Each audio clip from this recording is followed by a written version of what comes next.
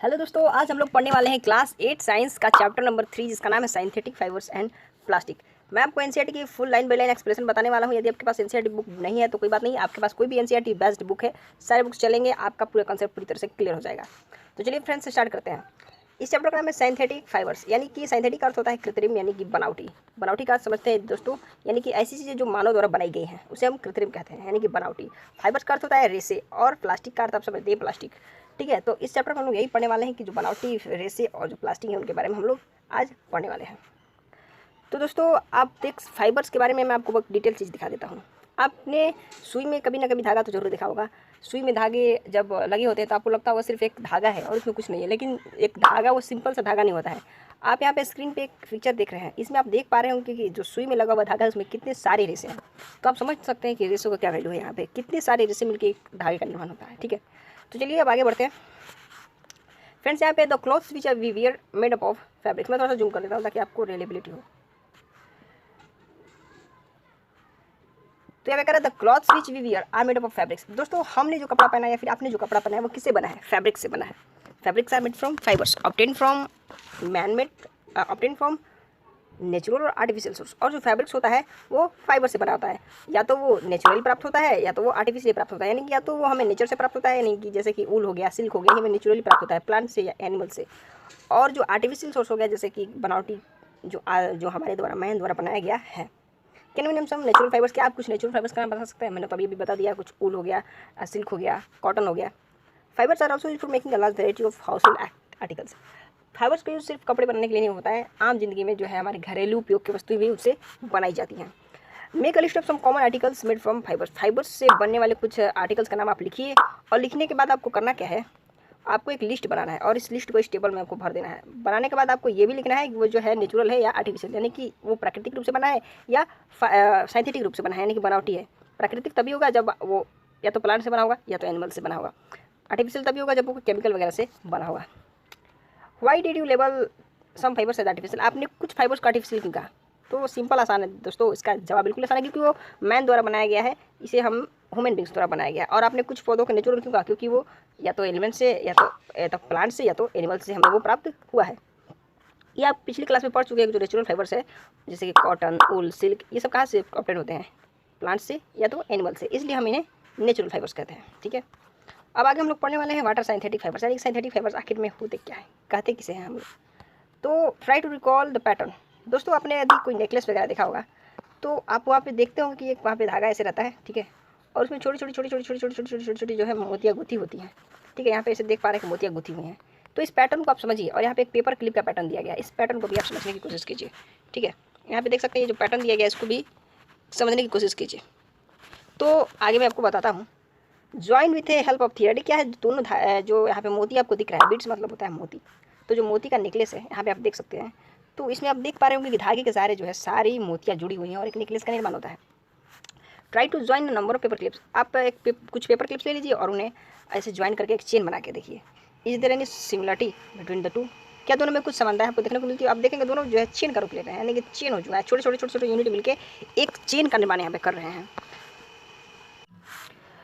तो अ synthetic fibre is also a chain of small units joint together. तो दोस्तों synthetic fibre भी जो होता है वो चेन ही होता है, एक तरह से उसे हम चेन ही कहेंगे, जो कि छोटे छोटे छोटे छोटे स्मॉल यूनिट्स, यानी कि छोटे छोटे छोटे छोटे स्मॉल यूनिट से बना होता है। ईच स्मॉल यूनिट, और प्रत्येक स्मॉल यूनिट को हम क्या कहते हैं? केमिकल सब्सटेंस कहते हैं। Many such small units combine to form a large single unit. अगर यही छोटे छोटे छोटे जो अगर आपस में जुड़ जाएंगे तो हम इन्हें पॉलीमर कहेंगे। फ्रेंड्स क्या कहेंगे? पॉलीमर, क्योंकि एक बड़ा यूनिट बन जाएंगे। द वर्ड पॉलीमर मीन्स, अब यहाँ जो वर्ड पॉलीमर है इस पर ध्यान दीजिए। जो पॉलीमर है वो दो वर्ड से बना है, पॉली और मर। ठीक है, पॉली और मर। तो पॉली का मतलब होता है बहुत, और मर का मतलब होता है पार्ट, यानी कि जिसमें बहुत सारा पार्ट हो, जिसमें बहुत सारा यूनिट हो, छोटा छोटा यूनिट हो, उसी को हम कहेंगे polymer. Polymer is made up of repeating units, और ये रिपीटिंग यूनिट से बना होता है, यानी कि यूनिट्स में रिपीट करते हैं। अब यहाँ पे देखते हैं polymers occurs in nature also. अब देखिए दोस्तों, पॉलीमर्स जो होते हैं नेचर में भी अकर करते हैं। Cotton for example is a polymer. Cotton एक पॉलीमर है जो कि सेलुलोज से, जिसे हम सेलुलोस कहते हैं, आप इसे याद रखिएगा। अब हम पढ़ेंगे टाइप्स ऑफ सिंथेटिक फाइबर्स, यानी कि सिंथेटिक फाइबर्स कितने प्रकार के होते हैं। तो सबसे पहला प्रकार है इसका रेयन। रेयन बहुत कॉमन वर्ड है, अगर आपने सुना होगा तो। You have read in class 7, आप क्लास 7 में पढ़ चुके हैं कि silk fibre obtain from silkworm. जो सिल्क फाइबर है वो सिल्कवर्म से प्राप्त हुआ है। और इसे इसकी खोज किसने की थी? चाइना ने की थी। चाइना ने इसकी खोज तो कर दी थी, लेकिन इसको बहुत ज़्यादा उसने क्लोजली और गार्डेड सीक्रेट, यानी कि उसको बहुत बड़ा रहस्य बना के रखा था। उसने इसकी सीक्रेट को रिवील नहीं किया था, वो उस सीक्रेट को ये छुपा के उसे रखा था। Fabric obtain from silk fibre was very costly. और जो सिल्क से बने हुए फाइबर होते थे, उससे बने हुए जो कपड़े होते थे, वो बहुत ज़्यादा महंगे होते थे। क्यों? But it's beautiful texture fascinate everybody. लेकिन इसका जो ब्यूटीफुल टेक्सचर था ना, जो इसका बनावट था, बहुत ज़्यादा आकर्षित करता था लोगों को। फैसिनेट यानी आकर्षित करना, ठीक है। Attempts were made to make silk artificially. कई सारे प्रयास किए गए दोस्तों, कई सारे प्रयास किए गए कि जो सिल्क है उसको आर्टिफिशियली तैयार कर लिया जाए, यानी कि बनावटी रूप से तैयार कर लिया जाए, कोई केमिकल वगैरह से तैयार कर लिया जाए। Towards the end of 19th century, और 19वीं शताब्दी के अंत तक हमारे वैज्ञानिकों ने इस चीज़ में सफलता हासिल कर ली। क्या सफलता हासिल कर ली? In obtaining a fibre having properties similar to that of silk. उन्होंने एक ऐसे फाइबर को बना लिया जिसका जो गुण था ना, वो बिल्कुल इस सिल्क से बिल्कुल ही उसी के जैसा था। ऐसा नहीं था कि उससे अलग हो, उसी के जैसा हमारे द्वारा बना दिया गया कुछ केमिकल्स के प्रयोग करके। और इसे देखिए कैसे बनाया गया, केमिकल ट्रीटमेंट से बनाया गया। किस चीज़ पर ट्रीटमेंट करके? वुड पल्प, लकड़ियों के अंदर के जो वुड पल्प होते हैं उसी की मदद से। और इसी फाइबर को कहा गया रेयान। दोस्तों इसी फाइबर को कहा गया रेयान, यानी आर्टिफिशियल सिल्क, यानी कि जो बनावटी सिल्क हो गया उसी को हम आज रेयान कहते हैं। Although rayon is obtain from a natural source. आप देख पा रहे हैं कि यहाँ पे नेचुरल सोर्स है, जो ये वुड पल्प है नेचुरल सोर्स है, क्योंकि लकड़ी तो प्लांट से ही मिलता है ना। तो ये तो यद्यपि ये नेचुरल सोर्स से जो है हमें प्राप्त हुआ है, लेकिन फिर भी हम इसे मैन मेड फाइबर कहते हैं। It is cheaper than silk. ये सिल्क से बहुत ज़्यादा चीपर है, सस्ता है। Can be woven like silk fibres. और ये सिल्क फाइबर की तरह इसे बुनाई भी हम इसे कर सकते हैं। It can also be died in 5 variety of colours. कई सारे कलर्स में हम इसकी रंगाई कर सकते हैं। और इसे हम कॉटन के साथ मिलाकर बेडशीट बना सकते हैं, और इससे ऊन के साथ मिला के कारपेट बना सकते हैं। यहाँ कुछ फिगर्स दिए गए हैं जो कि रेयान से बने हैं। यहाँ पे देखिए कारपेट है, या फिर चादर वगैरह हो सकते हैं, शॉल वगैरह दिख रहे हैं यहाँ पे। तो हम आगे पढ़ते हैं। नाइलन, नेक्स्ट हमारा टॉपिक है nylon. Nylon is another manmade fibre. Nylon भी एक मैनमेड फाइबर है। इन 1931 it was made without using any natural raw material. 1931 में it was made without using any natural raw material. 1931 में क्या हुआ था कि इसे बिना किसी नेचुरल रॉ मटेरियल, यानी कि बिना किसी नेचुरल चीज़ के मिलाए हुए, यानी कि ना ही प्लांट से कोई चीज़ लिया गया था, ना ही एनिमल से, इनमें से दोनों में से किसी भी चीज़ का उपयोग बिना किए ही इसको बनाया गया था। इसके बनाने में किस किस चीज़ का उपयोग किया गया था? या तो कोयले का, या तो पानी का, या तो हवा का। It was the first fully synthetic fibre. और यही सबसे पहले पूरी तरह से जो साइंथेटिक कहा जाए, इसमें कुछ भी नेचुरल चीज़ मिक्स नहीं था, पूरी तरह से साइंथेटिक था, पूरी तरह से केमिकल वगैरह से बना था। यानी कि केमिकल आप देख पा रहे हैं, कोल है, वाटर है और एयर है, इन्हीं तीनों चीज़ों की मदद से इसे बनाया गया था। तो ये पूरी तरह से साइंथेटिक है, पूरी तरह से बनावटी है। तो ये सबसे पहला जो है फुल्ली साइंथेटिक फाइबर था। और जो नाइलन की क्या क्या खासियत है फ्रेंड्स? ये तो स्ट्रॉन्ग होता है, इलास्टिक भी होता है, यानी लचीला होता है, मजबूत होता है और हल्का होता है। ये सारी खूबियाँ थी इसमें। It was lustrous and easy to wash. ये चमकीला भी होता है और इसका धोना बहुत ही आसान है। और ये धीरे धीरे कपड़ा बनाने में बहुत ज़्यादा पॉपुलर हो गया। इन्हीं सारी गुणों की वजह से नाइलन बहुत ज़्यादा पॉपुलर हो गया। We use many articles. हम लोग कई सारे आर्टिकल्स उपयोग करते हैं जो कि नाइलन से ही बने हुए हैं, जैसे हमारे मोजे, रस्सियाँ, टेंट, टूथब्रश, कार के जो सीट बेल्ट होते हैं वो, आपके स्लीपिंग बैग्स, आपके जो घर में पर्दे लगे हुए हैं, वो सारी चीज़ें किससे बनी हुई है? नाइलन से बनी हुई हैं। यहाँ पे देखिए फिगर्स में ये जो है सॉक्स, रस्सियाँ, यहाँ पे जो कर्टेन पर्दा वगैरह है। अब हम लोग आगे बढ़ते हैं। यहाँ पे एक सोच रहा है कोई कि क्या नाइलन फाइबर इतना ज़्यादा स्ट्रॉन्ग होता है कि हम उससे पैराशूट और रॉक क्लाइंबिंग की चीज़ें भी बना सकते हैं? हाँ भाई, बहुत ज़्यादा स्ट्रॉन्ग होता है। Nylon is also use for making parachutes, ropes और for rock climbing. Nylon thread is actually strong होता है स्टील वायर। नाइलन का जो फाइबर होता है फ्रेंड्स, इतना ज़्यादा स्ट्रॉन्ग होता है कि वो पैराशूट वगैरह बनाने में भी उसका उपयोग किया जाता है। यहाँ पे देखिए पैराशूट दिखा रहा है, तो इसके जो कपड़े होते हैं इसमें भी नाइलन मिक्स होता है। इसकी जो रस्सियाँ हैं इसमें भी नाइलन मिक्स होता है। जो रॉक क्लाइंबिंग के लिए रस्सी इस्तेमाल की जाती है इसमें भी नाइलन ही होता है, क्योंकि नाइलन इतना ज़्यादा मजबूत होता है। नाइलन का जो धागा होता है ना फ्रेंड्स, वो स्टील के जो वायर होता है उतना ही अगर पतला स्टील है, अगर उतना ही पतला नाइलन का वायर है, तो जो नाइलन का वायर होगा वो उससे कहीं ज़्यादा स्ट्रॉन्गर होगा, उससे ज़्यादा मजबूत होगा। यहाँ पे एक एक्टिविटी दिया गया है जिसे आप कर सकते हैं, बहुत ज़्यादा ईजी एक्टिविटी है, करके कुछ ऑब्जर्व जरूर कीजिए, क्योंकि साइंस में एक्टिविटी यदि आप नहीं करते हैं तो साइंस का मज़ा नहीं आता। तो चलिए हम आगे देखते हैं। Polyester and acrylic. पॉलिस्टर क्या है और एक्राइलिक क्या है? पॉलिस्टर भी एक अनदर सिंथेटिक फाइबर है। सिंथेटिक यानी कि बनावटी फाइबर है polyester. Fabric made from fibre does not gate wrinkled easily. और इस फाइबर से बना हुआ जो फैब्रिक होता है वो जल्दी उस पर झुर्रियाँ नहीं पड़ती। आप देखते होंगे कई सारे कपड़ों पर झुर्रियाँ पड़ जाती हैं, सिकुड़ जाते हैं। इट रिमेन्स क्रिस्पी, हमेशा क्रिस्प रहता है and is easy to wash, और इसको धोना बहुत ज़्यादा आसान है। So it is quite suitable for making dress material, इसलिए ड्रेस मटेरियल को बनाने के लिए इसका जो उपयोग है बहुत ज़्यादा किया जाता है। You must have seen people wearing polyester shirts, आपने कई सारे लोगों को देखा होगा जो पॉलिस्टर शर्ट पहनते हैं या फिर कोई कई सारे ड्रेसेस पहनते हैं। सबसे पॉपुलर जो पॉलिस्टर है वो है टेरिलिन। टेरिलिन टेरिलिन टेरिलिन, इसका नाम याद रखिएगा friends, Terylene. Okay, it can be drawn into very fine fibres, इसे हम बहुत ही पतले जो है फाइबर्स में इसको खींच सकते हैं, जो है वायर की जैसा इसको हम स्ट्रेच कर सकते हैं। And it can be woven like any other yarn, और इसको किसी भी धागे की तरह हम इसकी बुनाई कर सकते हैं। ऐसा नहीं है कि इसमें बुनाई करने में कोई कठिनाई होती है। My mother buys PET bottles, इनकी जो माँ है इस लड़की की कह रही है कि हमारी माँ हमेशा पेट बॉटल खरीदती है, पेट जर्स खरीदती है, चीनी रखने के लिए, चावल रखने के लिए। आई वॉन्डर व्हाट इज पेट, चलिए इनको आश्चर्य हो रहा है कि PET आखिर है क्या। PET, तो PET का फुल फॉर्म होता है पॉली इथाइलिन टेरेफैथलेट। यहाँ पर आप देख लीजिए, इसका फुल फॉर्म याद रखिएगा, poly ethylene terephthalate is a very familiar form of polyester. ये पॉलिस्टर का बहुत परिचित जो है रूप है, पॉलिस्टर का सबसे कॉमन चीज़ है ये। It is use for making bottles, bottles का उपयोग बनाने में इसका उपयोग किया जाता है। यूटेंसिल यानी बर्तन, फिल्म्स, तारे बनाने में और कई सारे उपयोगी प्रोडक्ट बनाने में इसका इस्तेमाल किया जाता है। तो दोस्तों अब आप अपने आसपास जो है कुछ चीज़ों को ऑब्जर्व कीजिए, देखिए और कुछ लिस्ट बनाइए जिसमें चीज़ें जो है पॉलिस्टर से बनी हुई हैं उनका लिस्ट बनाइए। पॉलिस्टर फ्रेंड्स 2 शब्दों से बना है, पॉली प्लस स्टर, और जो है ये कई सारे रिपीटिंग यूनिट्स, यानी कि जिस तरह से हमने देखा था पॉलीमर में या फिर जो देखा था हमने बिट्स वगैरह में कैसे छोटे छोटे यूनिट्स बन के जो है एक नया जो है बड़ा यूनिट बनता था पॉलीमर, उसी प्रकार पॉलिस्टर में है। जो ईस्टर है यहाँ पे देखिए छोटा छोटा यूनिट है और इसी को पूरा यूनिट को मिला के जो बनता है पॉलिस्टर बनता है। तो यहाँ पे esters are the chemical which give fruits their smell. Fabrics are sold by names with polycot, polywool, terracotta, etc. As the name suggests, there is a mixing 2 types of fibers. Polycot is a mixture of polyester. यहाँ पे देखिए जो पॉलीकॉट होता है, पॉलीकॉट का आपने नाम सुना होगा, यहाँ पे इसमें पॉलिस्टर भी मिक्स होता है और कॉटन भी मिक्स होता है। और जो पॉलीवूल होता है इसमें पॉलिस्टर भी मिक्स होता है और ऊल भी मिक्स होता है। यहाँ पे कई सारे इसके फॉर्म दिए हुए हैं और जो ये बना होता है ये छोटे छोटे यूनिट ईस्टर से बना होता है, इसको बस याद रखना है।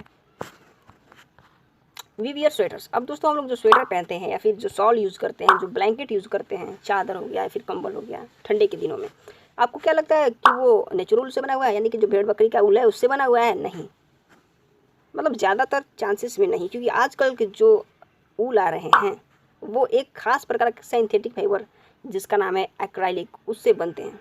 क्योंकि जो हमें नेचुरली जो ऊल मिलता है नेचुरली सोर्स से, जैसे कि भेड़ से हो गया, वो बहुत ज़्यादा खर्चीला है, बहुत ज़्यादा लंबा प्रोसेस से गुजरना पड़ता है और बहुत ज़्यादा इस पर खर्च भी पड़ता है। तो क्या हम इसके जो है अल्टरनेटिव हम इस्तेमाल नहीं कर सकते जो कि बहुत ज़्यादा सस्ता हो? तो cloth is made from acrylic are relatively cheap, लेकिन जो आर्किलिक नाम का जो सिंथेटिक फाइबर आया, इससे बनाए गए जो कपड़े थे थोड़ी सस्ते मिलते थे। They are available in variety of colours, और वो कई सारे कलर्स में उपलब्ध थे।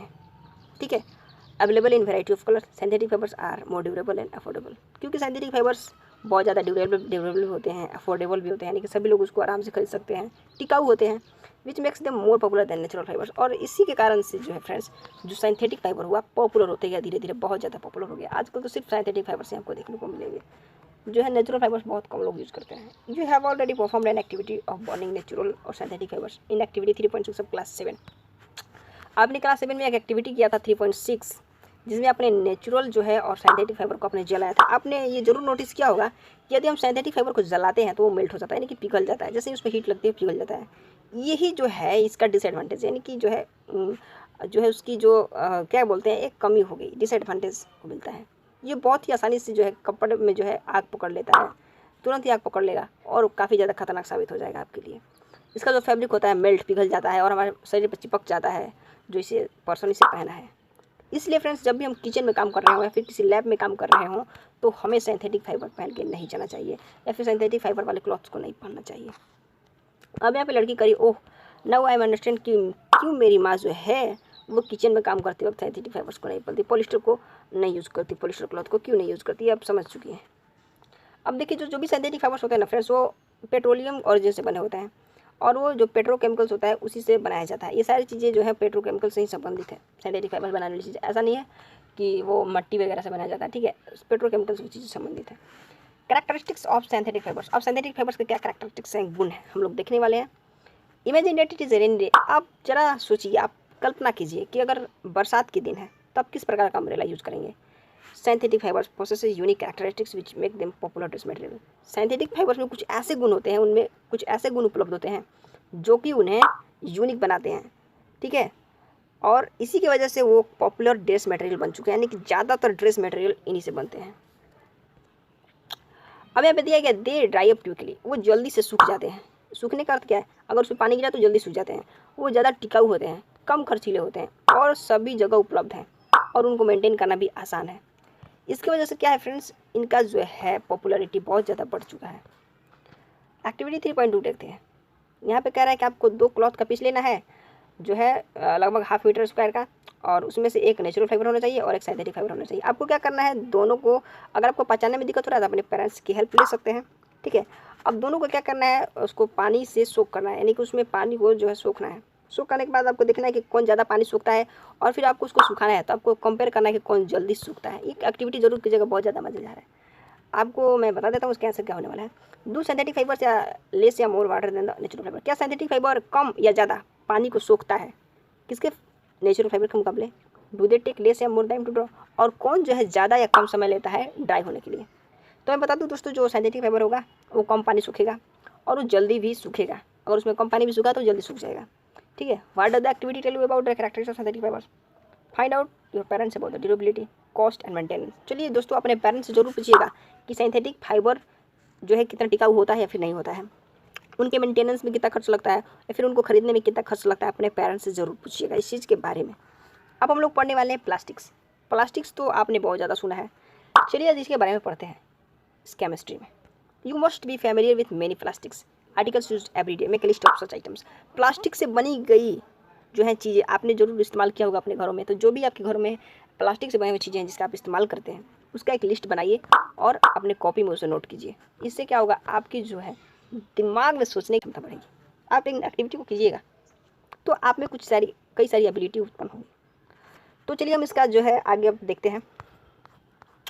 जो प्लास्टिक होता है वो भी एक पॉलीमर है, like the synthetic fibre.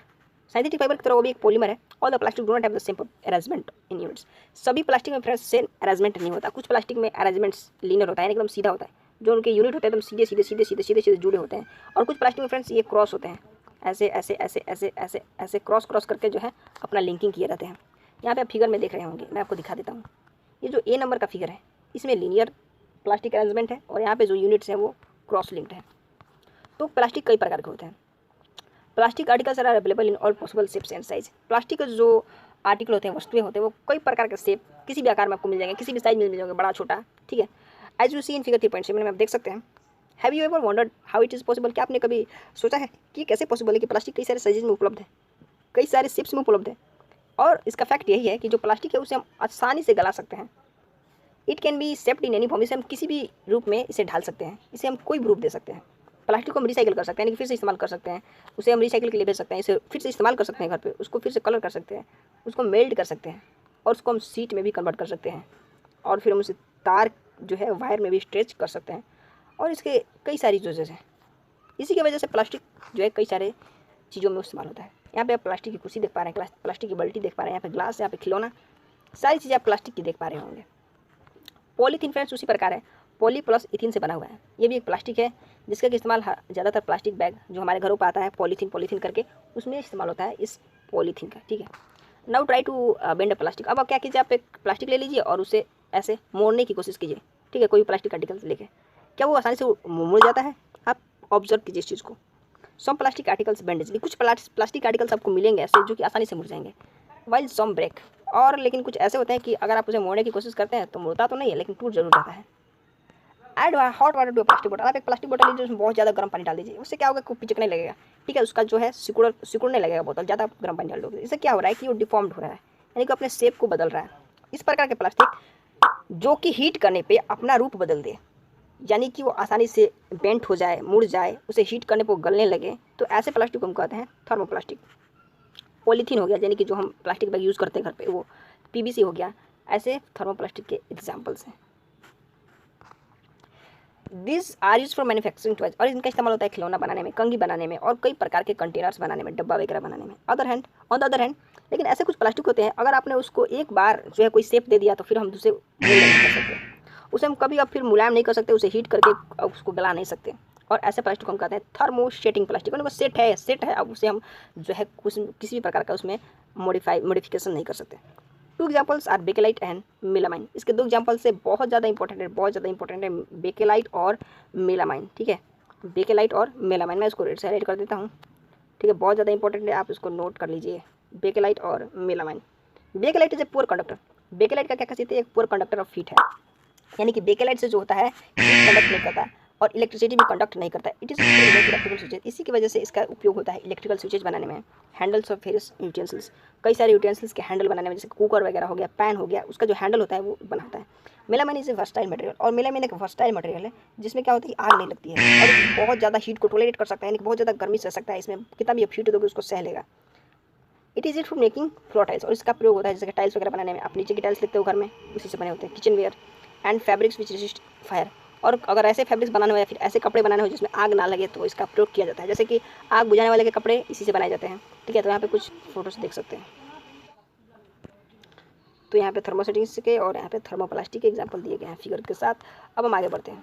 Plastic as a material of choice, यानी कि प्लास्टिक का आज मटेरियल ऑफ चॉइस बन चुका है। सबकी चॉइस है आज plastic plastic plastic plastic. Okay friends, चलिए देखते हैं। अगर आज हम लोग सोचें किसी भी खाने को या फिर कोई फूड मटेरियल हो, फूड आइटम हो, जैसे कि पानी हो गया, दूध हो गया, अचार हो गया, ड्राई फूड हो गया, अगर हम इसे रखना चाहें तो हम सबसे ज़्यादा प्लास्टिक कंटेनर को ही ज़्यादा कन्वीनियंट समझते हैं, यानी कि बहुत आसान है, प्लास्टिक में रख दो, आराम से मिल जाता है कहीं भी। ठीक है, this is because of their light weight. और ऐसा क्यों है, हम लोग ज़्यादा इसी में रखने को, प्लास्टिक कंटेनर में रखने पर ज़्यादा जो है जोर देते हैं, क्योंकि ये तो बहुत ज़्यादा हल्का होता है, इसके कीमत जो बहुत कम होते हैं, इसका स्ट्रेंथ भी अधिक होता है। ऐसा नहीं है कि ज़्यादा सस्ता है तो बहुत ज़्यादा कमज़ोर होता है। एंड ईजी हैंडलिंग, और इससे हम आसानी से हैंडल कर सकते हैं, यानी कि कोई अगर शीशा का जार है तो आपके हाथ से छूट के टूट सकता है, बट ये छूटेगा तो टूटेगा नहीं। ठीक है, being lighter as compare to metals, किसी भी मेटल से बहुत ज़्यादा मतलब कि हल्का होता है। प्लास्टिक का इस्तेमाल सिर्फ इधर ही चीज़ प्लास्टिक कंटेनर में ही नहीं होता, कार वगैरह में भी होता है, एरोप्लेन आप देखते हुए क्राफ्ट में भी होता है, स्पेस क्राफ्ट तक में भी इसका उपयोग किया जाता है। द लिस्ट इज इंडलेस, और ये लिस्ट इंडलेस है, आपका ये लिस्ट समाप्त नहीं होने वाला, कई सारी यूजेज हैं, जैसे कि चप्पल भी हो गया, फर्नीचर हो गया, डेकोरेशन के पीसेस हो गए, तो कई सारी चीज़ों में इनका इस्तेमाल होता है। चलिए अब हम कुछ now let us discuss the characteristic properties of plastic. अब हम कुछ कैरेक्टरिस्टिक प्रॉपर्टीज ऑफ प्लास्टिक को डिस्कस करते हैं। प्लास्टिक इज नॉन रिएक्टिव, यानी कि प्लास्टिक नॉन रिएक्टिव होता है, ये किसी चीज़ के साथ रिएक्शन नहीं करता।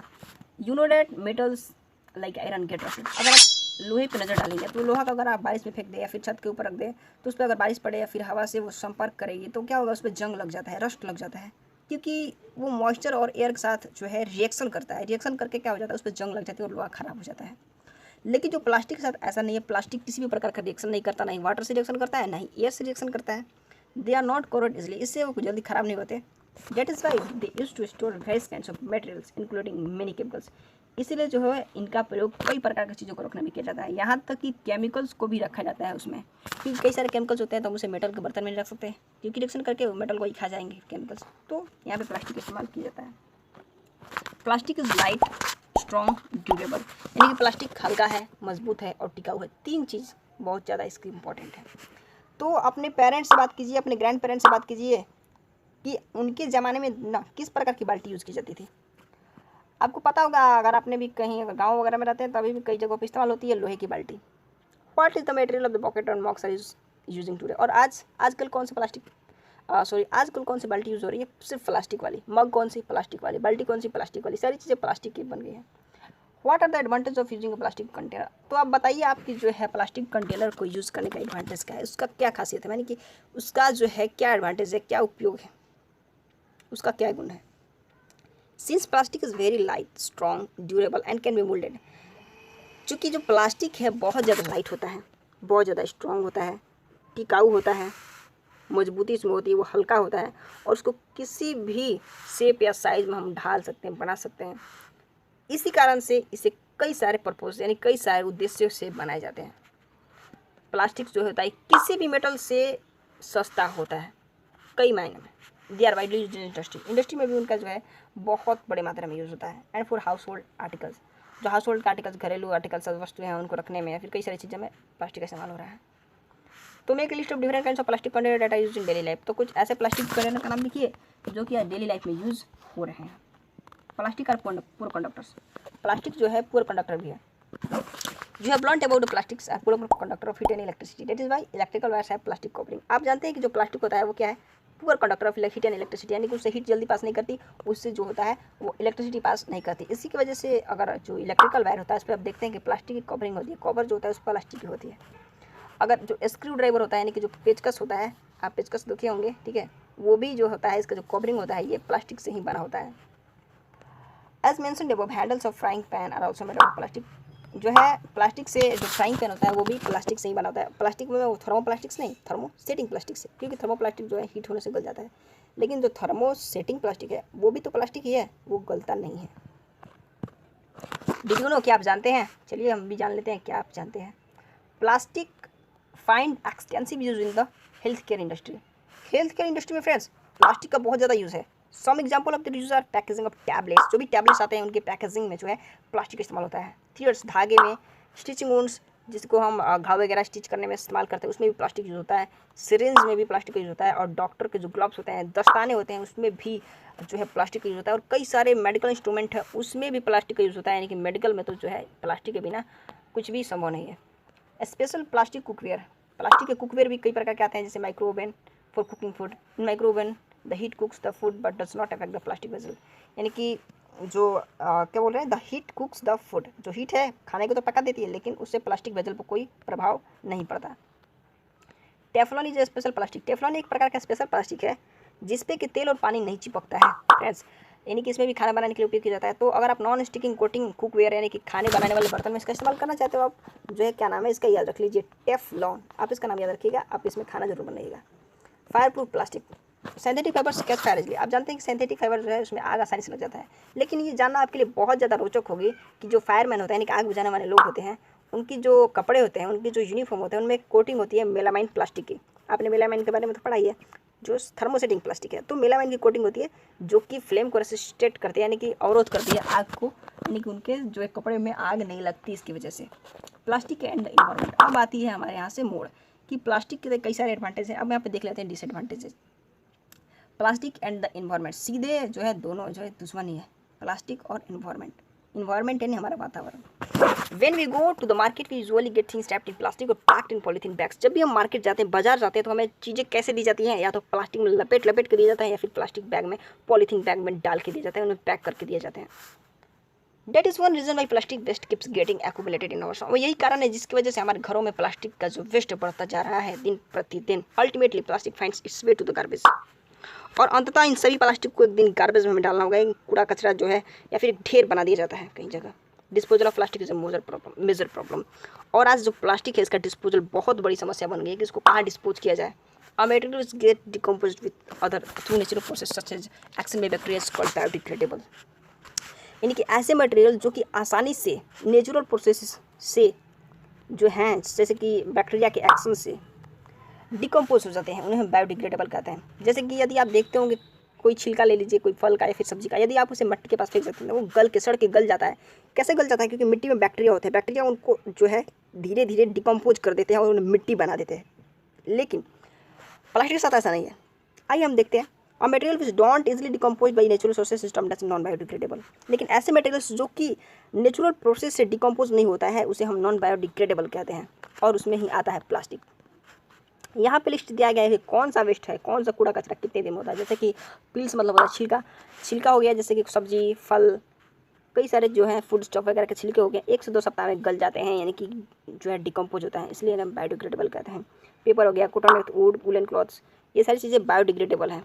लेकिन यहाँ पे देखिए टीन हो गया, एल्युमिनियम हो गया, तो ये मेटल्स हैं वगैरह, टीन में 100 से 500 वर्ष ले लेते हैं, ये नॉन बायोडिग्रेडेबल है, यानी कि ये जल्दी डिकम्पोज नहीं होते। लेकिन अगर प्लास्टिक बैग्स की बात की जाए तो यहाँ पे हमारे पास आंकड़े ही नहीं है, ये तो हज़ारों वर्ष ले लेंगे, कितने हज़ार वर्ष ले जाएंगे, तो यहाँ पे सेवरल ईयर्स दिया गया, यानी कि ये नॉन बायोडिग्रेडेबल एकदम खतरनाक वाले। Some plastic takes several years to decompose, यानी कि कुछ ऐसे प्लास्टिक होते हैं जो कि कई साल लग जाते हैं उन्हें गलने में, डिकम्पोज होने में। इसकी वजह से ये इन्वायरमेंट फ्रेंडली नहीं है, ठीक है। इन्वायरमेंट फ्रेंडली का ये इन्वायरमेंट के साथ अच्छा नहीं है। इट कॉज इन्वायरमेंटल पॉल्यूशन, इससे क्या होता है, इन्वायरमेंट में पॉल्यूशन होता है। इसके अलावा अगर हम इसे बर्न करते हैं तो इससे जो है इसकी बर्निंग प्रक्रिया काफ़ी ज़्यादा स्लो होती है, या तो पूरी तरह से जल भी नहीं पाती है, ठीक है, पूरी तरह से जल नहीं पाती है, और ये बहुत स्लो भी है। और अगर हम जलाते भी हैं इससे क्या होता है कि लॉट्स ऑफ पॉइजनस फ्यूम्स, यानी कि बहुत सारे जहरीले धुएँ निकलते हैं, और एटमॉस्फेयर में वो एयर पोल्यूशन करते हैं। यानी कि उसे हम मिट्टी में डाल दे तो सॉइल पोल्यूशन, जला दे तो एयर पोल्यूशन, ऐसे ही फेंक दे तो फिर ऐसे ही स्मेलिंग आता है। ठीक है, तो इस प्रॉब्लम को कैसे सोल्व किया जाए, जरा आप सोचिए। Have you ever seen a garbage dump when animals are eating in the other process of eating the food waste they swallow materials like polythene bags and developed food. आप देखते होंगे कई सारे शहरों में जो होते हैं गार्बेज के कूड़े कचरे के बड़े बड़े ढेर लगे होते हैं। वहाँ पे जो है कई सारे कचरे लाके फेंके जाते हैं और वहीं पे जो जानवर हो रहे होते हैं वहाँ पे चर रहे होते हैं या फिर कोई चीज़ खाने की तलाश में खा रहे होते हैं। वहाँ पे कुछ फूड मटेरियल्स भी गिरे होते हैं। तो उन चीज़ों को खाने के दौरान कभी कभी उनके मुंह में प्लास्टिक भी चला जाता है, वो प्लास्टिक को भी निगल जाते हैं। इससे क्या होता है ना, उनकी जो रेस्पिरेटरी सिस्टम है उस पर इफेक्ट पड़ता है। जो रेस्पिरेटरी सिस्टम है फ्रेंड्स, उस पर इफेक्ट पड़ता है। उनकी रेस्पिरेटरी सिस्टम खराब हो जाती है, उनका है तो स्टोमक में जाकर चिपक जाता है और इनसे उनकी डेथ भी हो सकती है। तो ये भी एक मेजर प्रॉब्लम है जो कि प्लास्टिक की वजह से ही आ रहा है। तो ये सब पॉली बैग्स हम लोग जो फेंक देते हैं उसके केयरलेसनेस होती है। हम लोग इधर उधर हियर एंड देयर उसे फेंक देते हैं। कई सारे जाकर वो नलिया में फंस जाते हैं, ड्रेन्स हो जाता है। ठीक है, नलियाँ जाम हो जाती हैं। तो इन चीज़ों को हमें ध्यान देना होगा। हम कोई भी रैपर जैसे चिप्स बिस्किट वगैरह वगैरह खा के उसका जो रैपर होता है कहीं भी फेंक देते हैं, रोड पे फेंक देते हैं, पार्क में फेंक देते हैं, पिकनिक प्लेस पे भी ऐसे ही फेंक देते हैं। तो हमें इसका दोबारा करने पर ज़रा विचार करना चाहिए कि हमें क्या ऐसा करना चाहिए। हमें इन सारे कूड़े कचड़ों को जो है एक जगह पे एक डस्टबिन में डालना चाहिए और जो है अपने एक जो है जिम्मेवार नागरिक का जो कर्तव्य है उसे हमें निभाना चाहिए। और जो पब्लिक प्लेस है उसे प्लास्टिक से कम फ्री रखने के लिए प्रयास जरूर करने चाहिए। आप प्रयास जरूर कीजिएगा यदि आप ये बुक पढ़ रहे हैं तो। Avoid the use of plastic as far as possible. जितना हो सके प्लास्टिक का यूज अवॉइड कीजिए। अगर कॉटन जूट का बैग है तो उसी का इस्तेमाल कीजिए। बाजार जाते वक्त, शॉपिंग करते वक्त कॉटन या जूट से बने बैग का इस्तेमाल कीजिए।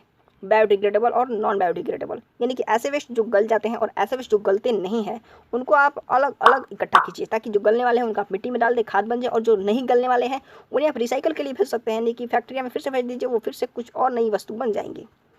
And are disposed of separately. Practice this it at your home. ठीक है, और आप इसकी प्रैक्टिस अपने घर पे कीजिए। Can you suggest some other ways to which you can contribute towards reducing the use of plastic materials. क्या आप कुछ और पहल कर सकते हैं जिसमें आप कुछ बताइए कि आप प्लास्टिक मटेरियल्स को यूज़ को कैसे कम कर सकते हैं। अगर आपके पास कुछ आइडिया तो आप जरूर बताइएगा, अपनी कॉपी में जरूर लिखिएगा, फिर आप कमेंट में भी जरूर लिख के बताइएगा। It is better to recycle plastic waste. It is better to recycle plastic waste. Plastic waste को रिसाइकिल करना बहुत अच्छा है। आप रिसाइकिल के लिए इसे भेज सकते हैं, फिर से इस्तेमाल होगा, रिसाइकिल होकर। Most of the thermoplastic can be recycle. ज़्यादातर जो थर्मोप्लास्टिक है तो उसका हम रिसाइकल कर सकते हैं, उसे फिर से गला के नई वस्तु बना सकते हैं। Make list of items that can be recycle. आप कुछ ऐसे आइटम्स बनाइए जिसको हम फिर से रिसाइकल कर सकते हैं। जैसे कि आप ठंडे वगैरह का बोतल वगैरह जो है ड्रिंक पीते हैं, कोल्ड ड्रिंक वगैरह पीते हैं, तो उसको आप फिर से बोतल को जो है रिसाइकिल के लिए भेज सकते हैं और उस जो प्लास्टिक बनेगा उसको गला कर फिर से एक नई वस्तु बनाई जा सकती है। तो आपको कुछ ऐसे लिस्ट बनाने हैं ऐसे प्लास्टिक के। However during recycling sort and colouring agents are added. और रिसाइकलिंग के दौरान क्या होता है, कुछ कलर्स वगैरह ऐड किए जाते हैं और this limits it's use specially for storage of food. और फिर उसका स्टोरेज ऑफ फूड के इस्तेमाल में रूप में उसका इस्तेमाल किया जाता है। As a responsible citizen remember the 5R। एक जिम्मेवार नागरिक होने के मद्देनजर आप 5R प्रिंसिपल को याद रखिए। 5R का मतलब होता है रिड्यूस, रिड्यूस, रिसाइकल, रिकवर और रिड्यूस। यानी कि एक तो इस्तेमाल कम करो, रिड्यूस, अगर इस्तेमाल कर रहे हो तो उस चीज़ को फिर से इस्तेमाल करो, बार बार प्लास्टिक मत लो। अगर कर भी रहे हो तो उसको रिसाइकिल के लिए भेजो फैक्ट्री वगैरह में, उसको रिकवर करो, यानी कि उसे फिर से बनाओ, या फिर उसे रिफ्यूज़ करो, यानी कि उसे मना करो कि मैं प्लास्टिक लूँगा ही नहीं।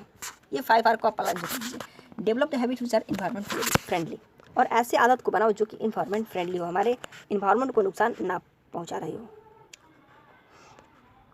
फाइबर वाइज यहाँ पे देखिए कुछ टिप्स दिए गए हैं। Don't throw plastic bags in the water bodies और ऑन द रोड। आपको किसी भी वाटर बॉडीज में प्लास्टिक मत फेंकिए या फिर रोड पे प्लास्टिक मत फेंकिए। Take a cotton carrying bags और jute bag while going to shopping. जब भी शॉपिंग करने जा रहे हो कॉटन और जूट का बैग ले जाइए। और try to minimise the use of plastic materials. Example, use steel lunch box instead of plastic. अब प्लास्टिक बैग की जगह जो है आप स्टील का लॉन्च का इस्तेमाल कीजिए। ठीक है, इससे क्या होगा, प्लास्टिक का यूज़ कम होगा। तो यहाँ पर हमारा चैप्टर जो है समाप्त हो चुका है इसी के साथ। और दोस्तों हमारा जो चैप्टर समाप्त हो गया। अगर आपको चैप्टर पसंद आया, आपको पूरा कॉन्सेप्ट समझ में आया तो लाइक ज़रूर कीजिएगा। अगर आपको समझ में नहीं आया तो कमेंट में पूछ सकते हैं, कोई डाउट उसकी एक स्पेसिफिक वीडियो बना दी जाएगी। और यहाँ पे देखिए कीवर्ड्स कुछ दिए गए हैं, आप कीवर्ड्स देख सकते हैं। इस कीवर्ड्स को मैंने सारे को एक्सप्लेन कर दिया है और आपने क्या लर्न किया ये एक नोट्स के रूप में यहाँ पे दिया गया है। इस नोट्स को आप जरूर लिख लीजिएगा। 1 2 3 4 5 6 7 8 9 पॉइंट से, और यहाँ से आपका एक्सरसाइज चालू होता है। नेक्स्ट वीडियो में अगर आप कहेंगे कमेंट करेंगे तो मैं एक्सरसाइज की वीडियो भी ला दूंगा, नहीं तो आप खुद से एक्सरसाइज बनाने का प्रयास जरूर कीजिएगा। इस वाले जो है वीडियो में जो ये लेसन है एनसीईआरटी का चैप्टर है, इसका एक्सरसाइज का पीडीएफ मैं जरूर दे दूंगा। आप एक्सरसाइज को ट्राई कीजिएगा। अगर किसी भी क्वेश्चन में अगर दिक्कत वगैरह आ रही है तो मैं एक्सरसाइज को करवा दूंगा। ठीक है, क्योंकि एनसीईआरटी की एक्सरसाइज करना बहुत ज़रूरी है। एनसीईआरटी में जो क्वेश्चन दिए रहते हैं वो अच्छे लेवल के होते हैं और आपके दिमाग के टेस्ट करने के लिए होते हैं। अगर आप ये क्वेश्चंस कर देते हैं तो समझिए आपको चैप्टर अच्छी तरीके से समझ में आया है। तो चलिए दोस्तों, इस वीडियो को यहीं पे समाप्त करते हैं। इस वीडियो का टारगेट लाइक है 20, तो आप पूरा कर दीजिएगा, ठीक है। और आप हमारे वेबसाइट पे भी चले जाइए crackstudymaterial.blogspot.com। उस पर दो लेसन के जो हैं नोट्स अपलोड कर दिए गए हैं। 3rd लेसन का भी नोट्स जल्दी उस पर अपलोड हो जाएगा, तो आप वहाँ पे जाके एंजॉय कीजिए। क्यूज़ वगैरह भी वहाँ पे हैं। Okay friends, 20 likes target must be completed. Thanks for watching.